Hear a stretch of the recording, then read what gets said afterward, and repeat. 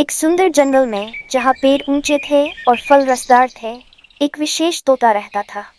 उसका नाम टोटो था और उसकी खास बात यह थी कि वह बहुत जोरदार और ऊंची आवाज में बोलता था।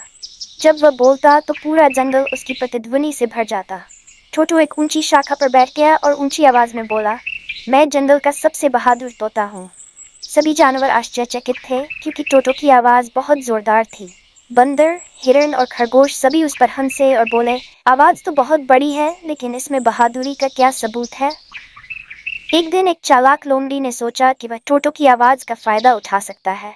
वह उसके पास गई और बोली, टोटो, तुम्हारी आवाज इतनी शक्तिशाली है, अगर तुम शेर को चुनौती दोगे तो वह डर जाएगा।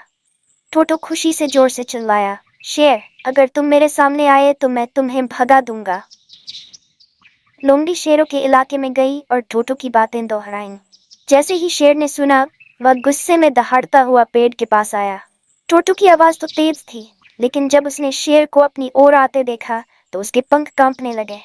टोटो को घबराहट में एक तरकीब सूझी और वह जोर से चिल्लाया, यहाँ 10 शिकारी आ रहे हैं, सभी जानवर भाग जाओ।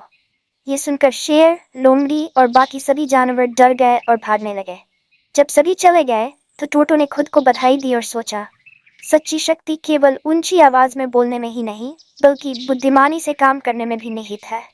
उस दिन के बाद टोटो को न केवल ऊंची आवाज में बोलने पर गर्व होने लगा, बल्कि वह सोच समझ कर बोलने लगा। उन्होंने सभी को यह सिखाना शुरू किया कि ताकत केवल शारीरिक ही नहीं, मानसिक भी होती है।